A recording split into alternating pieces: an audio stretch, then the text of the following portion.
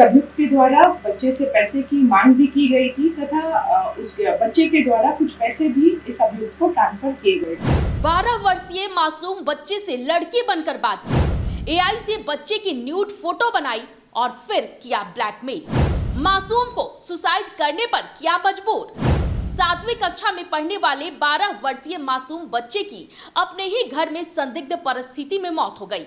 पहली नजर में सुसाइड दिखने वाली यह घटना जब खुली तो इसके पीछे इंटरनेट का वो घिनौना और जहरीला जाल निकला जिसने एक बेकसूर बच्चे की हंसती खेलती दुनिया को पूरी तरह से तबाह कर दिया।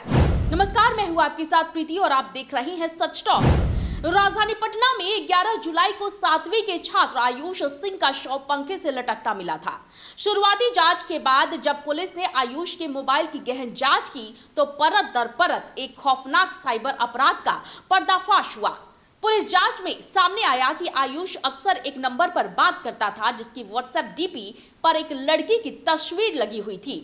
जब उस नंबर की पड़ताल की गई तो पता चला कि वो कोई लड़की नहीं बल्कि झारखंड के हजारीबाग का रहने वाला सुनील साव नाम का एक शातिर साइबर फ्रॉड है। आरोपी सुनील ने एआई टूल के जरिए आयुष की एडिटेड न्यूड फोटो बनाई और उसी फोटो के दम पर उसे लगातार ब्लैकमेल करने लगा। पुलिस का दावा है कि मानसिक प्रताड़ना और डर के चलते परेशान होकर आयुष ने सुसाइड कर लिया। लेकिन दूसरी तरफ आयुष के पिता रंजीत सिंह इसे सीधे तौर पर हत्या का मामला बता रहे हैं। रंजीत सिंह का कहना है कि उनका बेटा इतना कमजोर नहीं था कि जान दे दे। उनका आरोप है कि बच्चे के शरीर पर नाखून और चोट के निशान थे। पंखे से फर्श की ऊंचाई इतनी कम थी कि पैर मुड़े हुए फर्श से सटे थे और पीछे का दरवाजा खुला हुआ था। पिता का कहना है कि आरोपी ने पैसे न मिलने पर किसी को भेजकर उनके बेटे का गला घोंटकर हत्या करवाई है। घटना वाले दिन का एक सीसीटीवी फुटेज भी सामने आया है जिसमें आयुष फोन पर बात करते हुए गली से मेन रोड पर आता है और किसी का इंतजार करता दिख रहा है। पिता के अनुसार आरोपी सुनील लगातार पैसों की डिमांड कर रहा था। आयुष ने जब कहा कि माता पिता मारेंगे और वो पैसे नहीं दे पाएगा तो उसे डराया धमकाया गया। आयुष ने आरोपी को 2 बार में कुल 2500 रुपए, एक बार में 1000 और दूसरी बार में 1500 रुपए भेजे भी थे।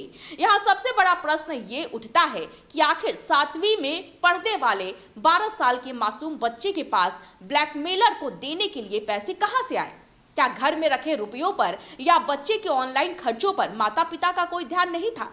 आज के समय में अधिकांश पेरेंट्स बच्चों को चुप कराने या पढ़ाई के नाम पर आसानी से स्मार्टफोन तो थमा देते हैं, लेकिन बच्चा उस फोन पर किससे बात कर रहा है, सोशल मीडिया पर कौन सी ऐप चला रहा है और उसके पास पैसे कहां से आ रहे हैं, इस पर जरा भी नजर नहीं रखते। अभिभावकों की यही ढील और अनदेखी बच्चों को साइबर अपराधियों के जाल में धकेल रही है। इधर पुलिस ने कार्रवाई करते हुए 14 अगस्त को आरोपी सुनील साव को हजारीबाग से गिरफ्तार किया। पूछताछ में खुलासा हुआ है कि सुनील अकेला नहीं है बल्कि एक संगठित गिरोह चलाता है। उसके फोन से कई ऑनलाइन ट्रांजैक्शन के सबूत भी मिले हैं और हाल ही में 50 लाख रुपए में खरीदी गई जमीन के डील की जानकारी भी मिली है, जिससे पुलिस की आशंका और गहरी हो गई है। इस पूरे मामले को लेकर सचिवालय SDPO 1 डॉक्टर अनु कुमारी ने पूरी जानकारी दी है।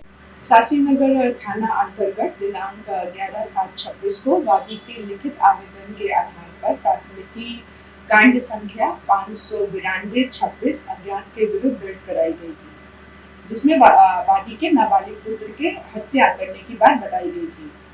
कांड में अनुसंधान प्रारंभ करते हुए PM रिपोर्ट प्राप्त किया गया, जिसमें डेड ड्यू टू हैंगिंग बताया गया। अग्रतर अनुसंधान के क्रम में तकनीकी एवं मानवीय स्रोत के आधार पर एक संदिग्ध मोबाइल नंबर प्राप्त हुआ, जिसके व्हाट्सएप पर एक नाबालिग लड़की की फोटो लगी हुई पाई गई। जब उक्त मोबाइल नंबर का फर्दर सर्च किया गया तो उक्त मोबाइल नंबर में धारक का नाम सुनील साव हजारीबाग झारखंड का होना पाया गया।